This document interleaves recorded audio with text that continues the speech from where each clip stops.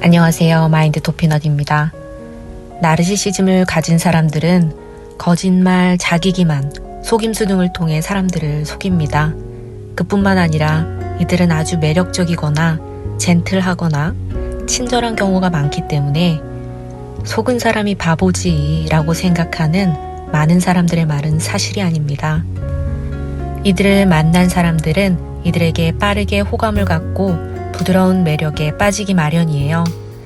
나르시시스트는 타인에게 인정을 받고 칭찬받고 숭배받는 경험이 절실한 사람들이라서 이걸 받지 못하면 괴로워집니다. 이 사람들에게 관심을 갖고 숭배해주고 호감을 갖는 사람들이 없으면 나르시시스트들은 점점 힘들어지거든요. 자기 자신을 사랑하지 못하는 사람들이 주변에 있다면 이런 사람들은 자신이 초라하고 중요하지 않은 존재라고 계속해서 느낍니다. 자신이 중요하지 않다고 생각하면 나르시시스트에게 사기당하기가 쉬워집니다. 나르시시스트는 자신이 얼마나 대단한 사람인지 부풀리고 과장하고 자신감을 내보이죠. 이제 스스로를 초라하게 보는 사람들은 나르시시스트가 구세주나 메시아처럼 보이면서 나르의 높은 에너지를 옆에서 느끼고 싶어 하게 됩니다. 심리학자들은 사실 모든 사람들은 무의식 중에 메시아를 찾고 있는 경향이 있다고 말하기도 해요. 메시아란 결국 우리를 구원해 주거나 구해줄 사람이죠. 우리의 고독함과 외로움, 초라함 등에서 단번에 우리를 구원해 줄 메시아를 기다리면 나르시시스트가 떡하니 등장해서 내가 그만큼 우월하고 대단한 사람이라고 하며 나타납니다. 메시아 역할을 하고 싶은 과장된 자기애를 가진 나르와 초라하다고 느끼는 희생자와의 만남은 어디서나 극적으로 일어나는 일이죠. 희생자는 이제 나르시시스트에 대한 맹목적인 믿음과 충성을 보여주면서 자신의 자유나 개인적 책임을 내려놓으려고 합니다. 그러면서도 자신도 나르시시스트처럼 우월하고 일반인보다 나은 수준이라는 환상까지 느끼는 경우도 있습니다. 악성 나르시시스트들은 자기 존재에 대한 부풀려진 과대성 때문에 정말 메시아적인 요소가 있죠. 그러나 이런 부풀려진 자아의 과대성은 뿌리 깊은 열등감이 만들어낸 것입니다. 뿌리 깊은 열등감이란 씨앗이 자라나면 이를 방어하기 위한 방어기제로서 가짜 자기, 과대 이미지가 생겨나기 때문이에요.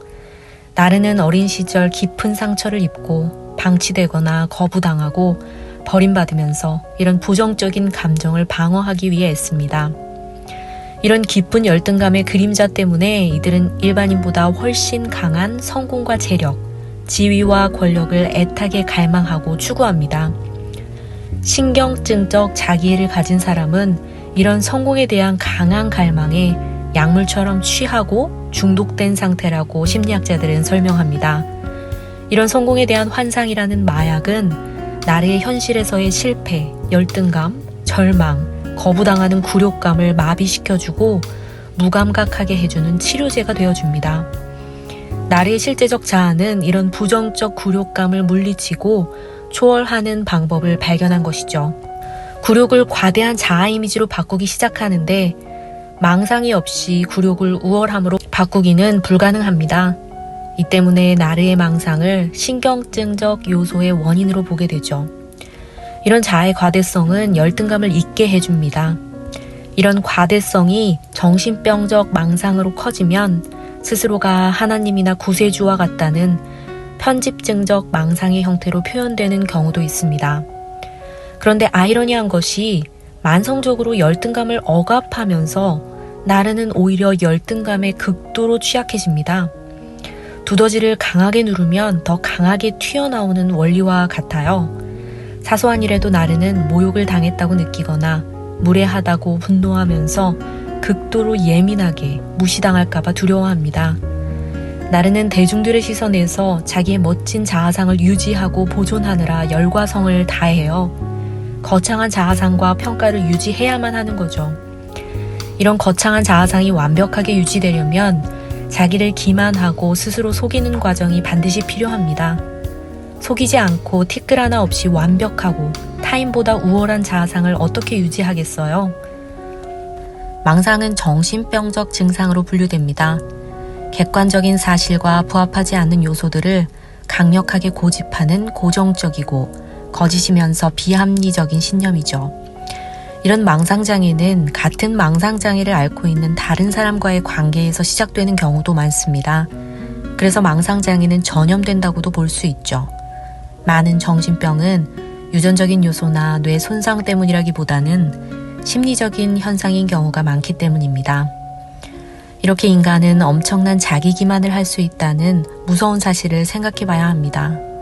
생각보다 자기 기만에 빠지기는 쉽거든요. 누군가 가까운 가족이 비합리적인 신념 A를 말합니다. 그것이 우리 생각과 다르다 해도 때로는 우리가 어떤 이상을 뒷받침하기 위해 A라는 생각을 왜곡하고 정당화할 수 있습니다. 이것이 심화되면 무의식적 망상적 신념까지 연결되고 아닌 걸 알면서 믿게 되죠. 이는 공생하는 관계, 공동 의존하는 관계에서 일어납니다. 희생자는 보통 나를 생각에 함께 참여하게 됩니다. 수동적인 성향의 희생자는 카리스마적이고 거창하며 편집증적인 망상을 가진 나를 추종하는 것이죠. 아돌프 히틀러를 추종하고 지지하던 수많은 사람들, 북한의 독재자 김정은을 추종하는 북한 국민들을 보면 망상적 신념이 가능하다는 것을 눈으로 확인할 수 있습니다. 거짓이라고 인지하면서 자기 기만을 하는 정신 상태를 받아들이면 이런 망상이 전이되는 것이죠. 우리가 올바른 진실을 직시하기 위해서는 우리 자아의 자기애를 내려놓고 인지 부조화나 자아의 불완전함, 자아의 부족함을 인정해야만 합니다. 우리의 부족함, 연약함, 취약함 등을 인정할 때 비로소 자아에 대한 부정적인 요소를 직시하고 자기 자신을 기만하지 않는 건강하고 객관적인 내면을 가질 수가 있는 것이죠. 법륜 스님은 우리가 길가의 들풀 한 폭이나 산의 다람쥐와 다르지 않은 존재다라고 말했습니다. 자연의 취약한 한 개체인 인간을 바라보고 자아의 우월성을 내려놓으면 세상은 훨씬 편안하고 자연스러워집니다. 인간이 자연의 한 개체임을 받아들이고 취약성을 수용하면서 내면이 더 넓어지는 여러분이 되기를 바랍니다.